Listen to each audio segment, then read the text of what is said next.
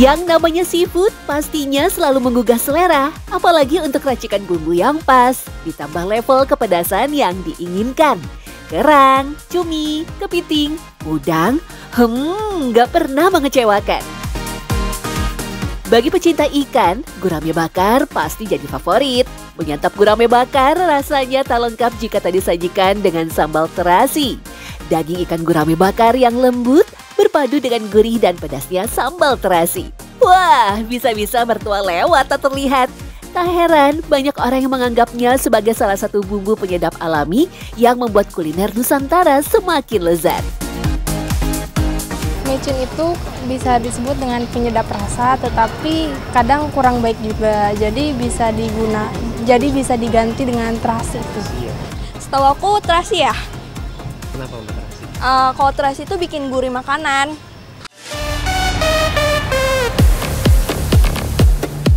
Terasi atau belacan adalah bumbu masak yang dibuat dari ikan atau udang rebon yang difermentasikan. Terasi terkenal memiliki bau tajam, digunakan sebagai bumbu masak yang penting di kawasan Asia Tenggara dan juga di daerah Tiongkok Selatan.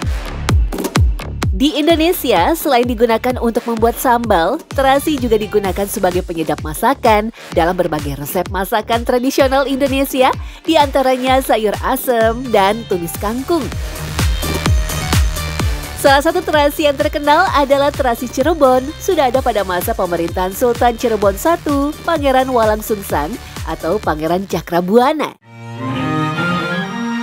Kenikmatan terasi bahkan membuat pemimpin armada Cina Laksamana Cheng Ho tertarik dengan bumbu penyedap ini. Di dalam naskah Purwaka Caruban Nagari ditulis, sekitar abad ke-14, Laksamana Cheng Ho selalu membawa pulang terasi ke negerinya di Cina. Terasi awal mulanya disebut terasih. Dipercaya berasal dari kata asih yang dalam bahasa Sunda bermakna cinta atau suka. Jadi kata terasi bermakna sangat disukai. Terasi yang dikenal sekarang ini umumnya terbuat dari campuran garam, tepung, dan udang rebon yang ditumbuk, dibentuk persegi atau bulat lalu dikeringkan. Nah, terasi kering inilah yang biasanya kita gunakan sebagai bumbu penyedap makanan. Terasi di Indonesia disebut-sebut memiliki kualitas terbaik.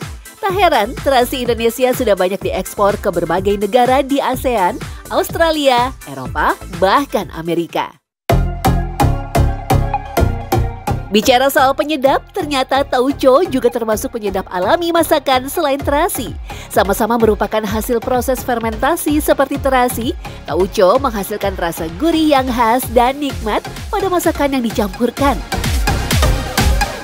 Tauco terbuat dari biji kedelai, cenderung kental dan berwarna kuning sampai coklat kemerah-merahan. Rasanya sedikit asam dan agak asin. Ada dua jenis tauco, yakni basah dan kering.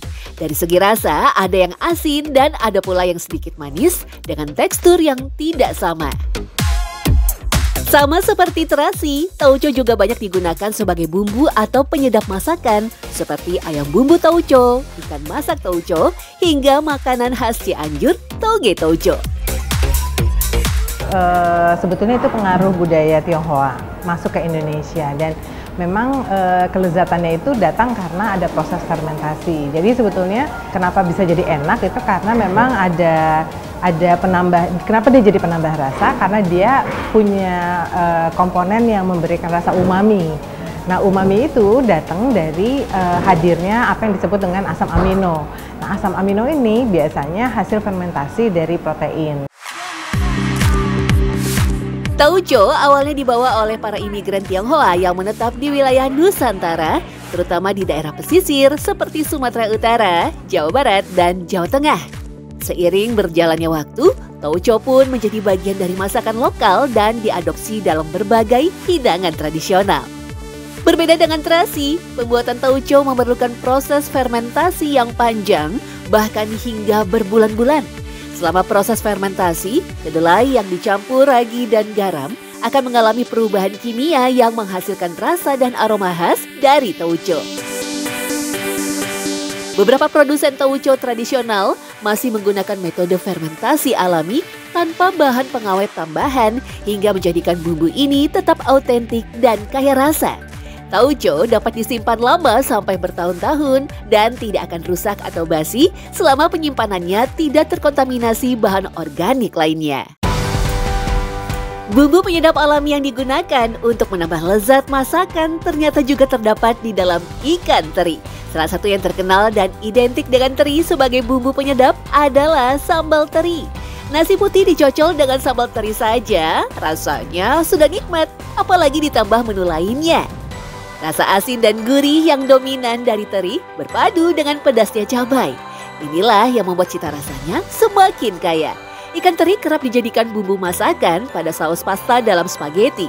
Saus pasta akan terasa lebih gurih jika dicampurkan ikan teri dalam bumbunya.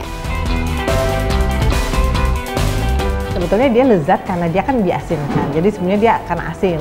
Jadi dia pemberi rasa untuk meningkatkan rasa asin. Jadi kayak nasi goreng misalnya dikasih ikan teri ya nggak cuma rasa garam, tapi ada rasa ikannya. Ikannya sendiri sebetulnya mungkin tidak melalui fermentasi karena dia udah dikasih garam lalu dikeringkan.